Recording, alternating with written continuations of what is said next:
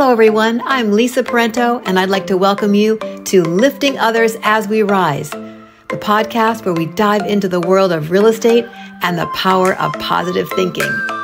In each episode, we're going to bring you inspiring conversations with real estate professionals and other thought leaders who have really harnessed the power of lifting others up along their journeys. So let's get ready to elevate our mindset. Lifting Others as We Rise podcast, where inspiration is a catalyst for action. Let's go.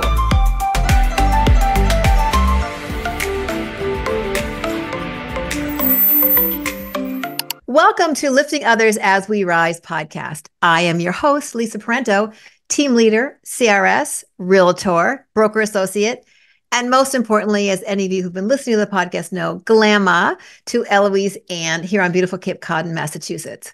And I'm thrilled to welcome you to this episode of the podcast. I can't wait to dig into some fun topics with Devan, and we'll see where all that goes. So get comfy, settle in. If you're at the gym, turn us up a little bit. If you're just home with a cup of coffee or a tea, good for you. If you're driving, keep your eyes on the road. But please know that my intention, as always, is to discover some inspiration and some catalysts for change in the folks that I have on the podcast, people with, in our real estate community, prominent realtors in markets across the country. So today I'm very excited to welcome my guest, Devan James Brevigleiri. Good. Brevigleiri. Yes. Brevigleiri. Welcome. Yeah. Thank you so much for taking the time and for being here with us today. Of course. Thanks for having me. Oh, my pleasure. So let me ask, kind of at the outset, can you recall a specific moment? Now, you're young and you have not been around for 45 years, which many of us, I've been around that long, but many of us are we like to call ourselves seasoned agents. But do you remember like a turning point, like a kind of an exact moment that set you on your path for where you are today? Yeah, there's been a lot. I feel like I've lived a lot of lives, even though I'm 27. But I think the biggest one for me is I was always a really good student in high school. And I had it all figured out, and I did all the AP classes and played all the sports and did all the things. I applied to 18 colleges. Wow, that's expensive. I know, right? Well, then I don't know if you can still do it, but we could get the application fee waived if called and said, "Oh, I need this waived." So that's what I did. But I went to school down south, and I wanted to go into medicine. I don't know why I wanted to go into medicine. I just wanted to go into medicine because I felt like I needed to. And I think it's so hard because when you're 18, and even though I'm still young, I look at an 18-year-old, my nephew's 18. I'm like, oh my gosh, they're a baby. And you're expected to go out into this world and take out $50,000 worth of debt to go to a school where you don't know if you even want to go to and don't know what you want to do. And there's just so many moving parts. I ended up going to 4 different colleges. And yeah, I went to one in Virginia, West Palm Beach, one in Western Mass, and in Boston. I didn't graduate from one of them. So I went to all of these colleges and I just struggled trying to figure out what I wanted to do. In the back of my mind, I knew that I always wanted to do real estate, but there's a lot of people in my sphere that, said, it can't be lucrative. It's not 100% all the time. No one likes an agent calling them on the phone all the time, like kind of these negative connotations with it. And then finally, after trying all these schools and all these different degrees and different classes that I didn't want to do, I just really dove in to real estate. I had maybe $5 in my bank account at the time, and I moved out to Boston and I just made it work. And it was really tough at first, but I think that you don't know what you want until you have nothing. And then that's when you say, okay, now it's time to really get the gears moving and make this work. So that was the biggest thing for me, honestly, life and career wise. I think it grew me up, turned me into a man, business wise, and, with family ventures. So it's been a wild ride, but rewarding for sure. So was there someone that you saw, like, was it Ryan Serhant on TV, or you're like, was there somebody in your neighborhood? I mean, to sit home and go to 4 schools in 4 years, have $5 in your bank account and just go, I'm going to become a realtor. I don't know, that 1 + 1 is not equaling 2 yet. So tell me, like, there had to have been someone that you thought, if he can do it, or if she can do it, then I can do it. Was there someone that acted in that way? So I'll tell you a quick story. Okay. When I was younger, I always, maybe a little materialistic, but I was always just into real estate and the photography and the looking at open houses. And my parents made me a Gmail account when I was homeschooled for like 6 months when I was in third grade. And they made me a Gmail account because I wanted to email my dad when he was at work. This is a true story. I will call my mother right now. And my mom caught me emailing a real estate agent. There was like 15 email chain trying to set up appointments, go to Oh my open God. houses And third grade? in third grade. And I used to have this little Polaroid camera and I would take pictures. It's so funny because you hear kids like running around with a microphone singing karaoke and they go, they want to be a pop star. It's like, oh, I really had big ambitions in third grade wanting to be a realtor. But I always found it appealing. But where I grew up out in Western Mass, there wasn't anybody with these big, huge real estate careers that you see nowadays. So I always had that in me. And there really wasn't one person. I just knew that if you found a job you liked, you'd never work a day in your life. And that's real estate for me. Wow, that is an amazing story because most people that I have on the podcast, many of them were in the corporate world Yeah. and got uninvited for their position Mhm. and kind of sat there thinking, oh, good grief. And then going from usually a six-figure corporate job Mhm. to no figure real estate job, especially in the beginning, no matter what your age is, the first 2 years typically, when I work new agents now on my team and new agents that come in to EXP and that are on my team or mentees to me, I tell them it's up to 2 years of seed planting. So what do you have in place? What can we put in place for you? Because you may have a couple of bluebirds, but it does take a little bit of time to gain the self-confidence, let alone be able to, obviously we teach them to lean into your team and don't make it seem like, the combined years of experience, all of that, not like I have zero experience. I have 27 years of combined experience with my team. But it just takes a while to build that self-confidence for sure. Yeah. Yeah. And definitely too, I see people who are really successful in real estate, and a lot of them come from working a job in finance for a decade, and then they call everybody who does well in finance, say, "Hey, I sell real estate now," and then you have a big influence on those people. But I was 21, 22 years old. All my friends were in college and could barely get a rental application accepted, let alone. Right, right, right. When you say, was there someone who really inspired me? Not Yeah. before I got into real estate, but when my partner, Diane Davidson, she has been the catalyst for my career. She has been ranked one of the top agents at the country at certain points. She has an amazing team.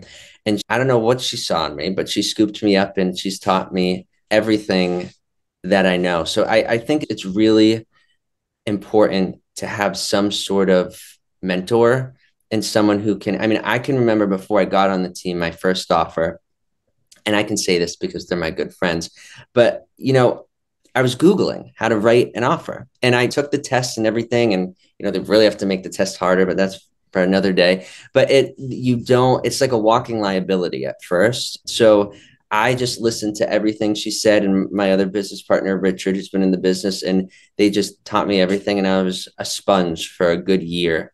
And I listened. I knew I didn't know much about the business, and anything they told me to do, I just did it. And I think that's why I've been able to have a career a couple of years later, because I never thought that I knew. I still don't actually. I never thought that I knew better than what they were telling me. They told me to do something and I did it. And that goes from writing in a contract to how to handle an objection to what to say at an open house. You have to get under someone who's been doing it for a while. And all because you've been doing it for a while doesn't mean that you're good at it. I've also Correct. learned that. Correct.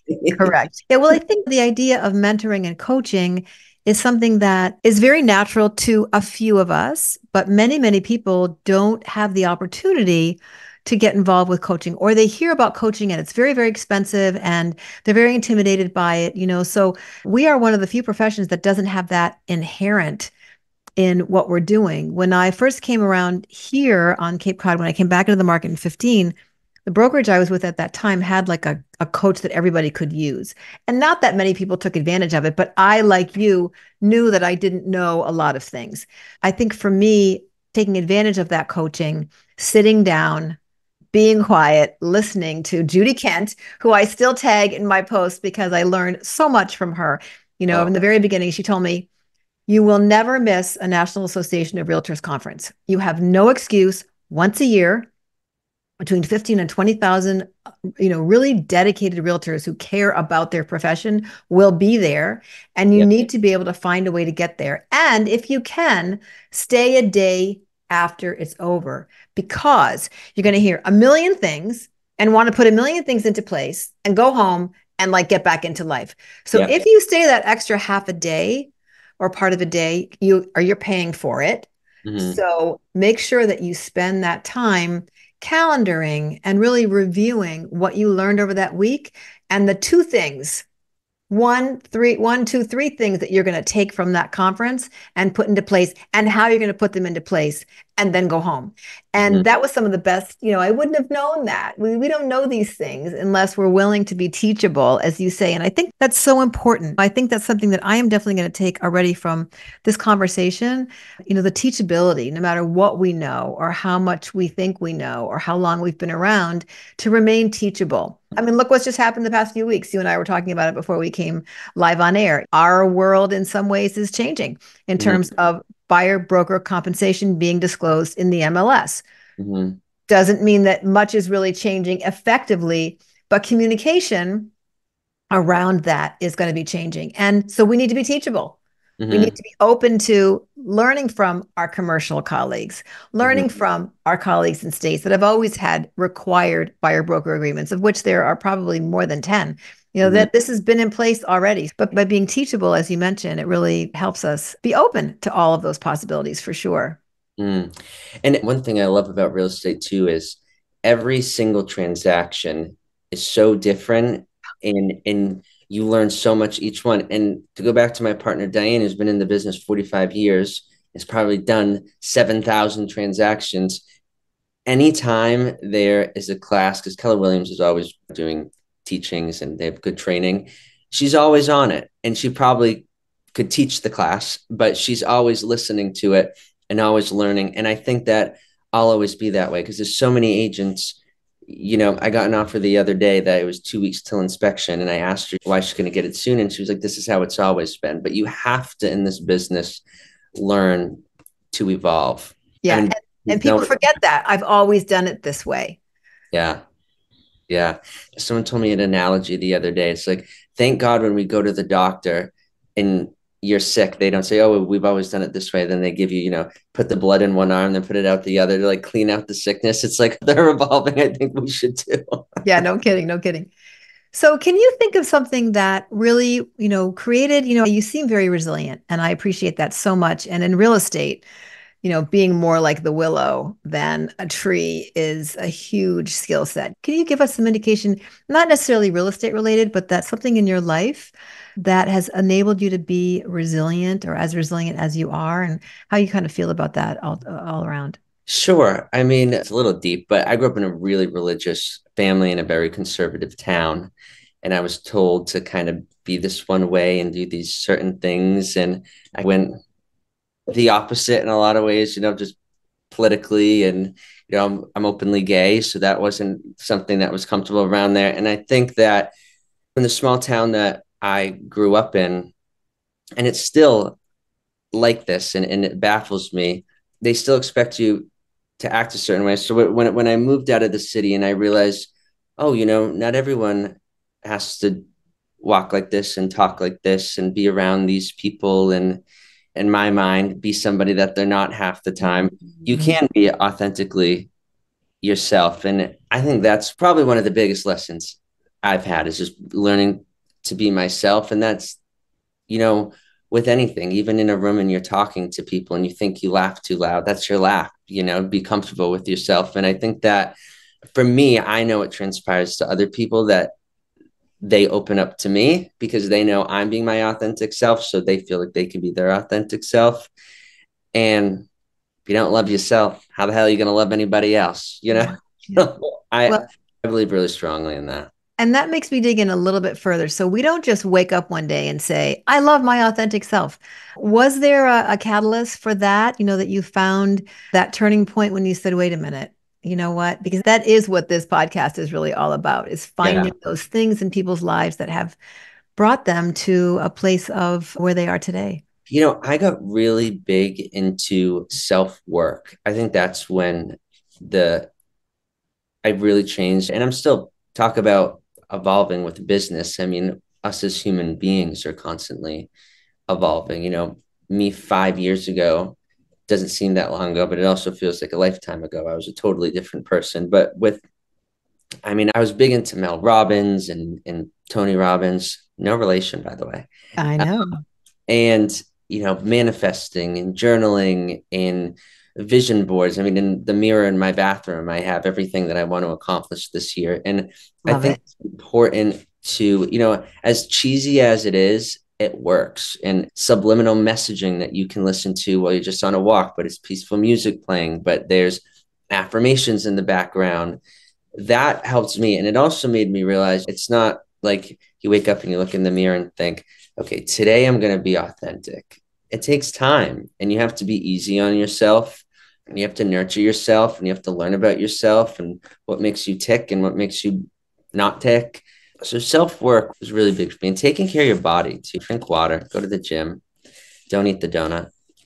Yeah, yeah. No, I love that. I think being kind to yourself, you learn that over time. And I love the fact that you brought up both Mel Robbins and Tony Robbins. We just went through the most recent Unleash the Power Within. My husband and I did it years ago and walked on fire back in the day when we did that. We have to laugh, walking through the streets of Newark, New Jersey, which is where we were in the Devil Stadium, right? 12,000 of Oh, my okay. friends. And you've never been so glad to walk on the pavement in Newark, New Jersey in November after you walk on fire. You cannot wait because your bare feet are finally hitting that cold pavement after Yeah. walking on fire. But yeah, there's that. I love the fact that you say, it does work, because it does. What we think, we become and believe. And so the power of that. And as we continue to acknowledge we have that power, you always have a choice. It's up on my board. You always have a choice. Yeah. That sentence is the most powerful thing in the world to me.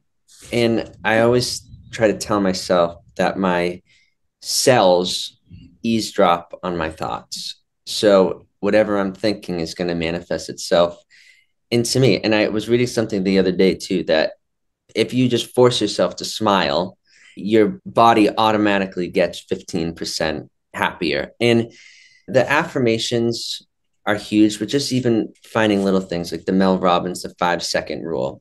I honestly have the book Four, three, open. two, one. 5 4 3 2 1. I know And it. I honestly love you, Mel Robbins, but I haven't read the whole book, but I get the idea, and I use it constantly because it's just even if it's calling someone that you really don't feel need you want to, and then 5 4 3 2 1, and you call them and you make up this scenario in our head that conversation was going to go totally into left field, and you end up having an amazing conversation, and their friend needs to buy a house and they want to sell theirs. It's like you just never know. But yeah, affirmations are huge, and telling yourself, and if you have to lie, do it. I had to do that for a long time. You're happy today.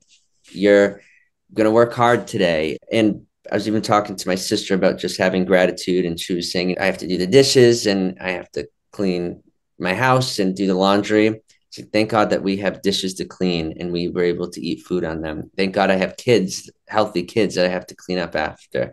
I have a home that keeps me warm that I have to clean. And that gratitude to me opens up a world of receiving. Yeah. And I think it's that same, things I get to do, not have to do. Mhm. I thought Right. this at my coffee shop I go to, usually this says gratitude, but it's just kindness. I think kindness is a great one too. A cup of kindness. I think that's awesome for sure. Well, we're getting close to the end of our time, but I wanted to ask you, can you share a piece of advice? Can you think of a piece of advice that you received in the last couple of years that really did change your life, that we could kind of end on a note of that? I've hang around with a lot of seniored people because I believe that there's so much wisdom in people who've lived life. But I think my partner Richard was kind of my business partner Richard was talking about, life is not that serious. And we're literally a spectrum and a state on a continent, and then there's the world and the universe. Like it's just not that serious. And you say the wrong thing and you think about it for 5 days and the other person it was one ear out the other. So just don't take life seriously. Just be kind, listen to others. You'll be all right. I love it. And you brought up a couple things that I want to make sure I reiterate. And one of them was a big piece of your success is leaning into celebrating your authenticity. I mean, I just love that. So often, especially in our profession, people feel like they have to be somebody they're really not. And we can't work with our clients effectively if we're not being our authentic selves. So God bless you for discovering that at Yeah. your young age, I will say, and being and continuing to step into that. And you know what else it does? It also shows others that it's okay Exactly. to do that. And then you also really talked about the being kind and, that those pieces, well, you just mentioned at the very end, the keeping some levity, some brevity in what we do is very serious. Mm-hmm. And but maybe the largest financial transaction that some people have ever experienced. And my experience so far has shown that it doesn't always bring out the very best in people. So Mm-hmm. being able to keep things a little bit lighter, remembering that kindness is something that we will never outgrow. We never could have too much of it. And even though I want to talk about turning the other cheek, I really believe that no matter what, our responsibility is to not let them see it's going like this underneath, but to keep things as stress Even free feel, yeah, and even keeled as possible. yeah. And I think too, even, you know, they talk about the different personality traits, the high D and the C, and I'm sure you know about all that. But Yep. even with some of my clients that, you know, are doing some pretty big transactions and they're very conservative and it's all business, if you're authentic and obviously keeping it professional, but authentic in yourself, they just have this trust for you. And I'm big on, obviously, I'm going to be your fiduciary and I'm going to protect you through this transaction. But we also are going to get to know each other through this process. And I always like to get deep with people. It's just who I am. And most people will get deep if you open up to them and you show them that you care. Well, you are an amazing agent. You've been an amazing guest on today's podcast. Thank you so much for your generosity of time and your talent. I surely hope that our paths cross again soon. I know you're in the Boston area. All your contact information is going to be below in our show notes. So it's been really wonderful to connect with you and to learn a little bit about what has really helped be a catalyst for change in your life. And I only wish you the very best. Thank you so much, Devan. Oh, thank you, Lisa. I appreciate it. It was fun talking. Hey, thank you so much for joining us today on another amazing and inspiring episode of Lifting Others as We Rise. I hope you'll take some time in the next couple days, or maybe this afternoon after you finish the podcast, to consider some of the thoughts that Devan brought forward about the catalyst for change for him. And the biggest one, as he mentioned in the podcast, was when he really was able to make that transition and step into his authentic self. He talked about different parts of his life that, kind of pushed him into realizing that he wanted to reflect who he really was.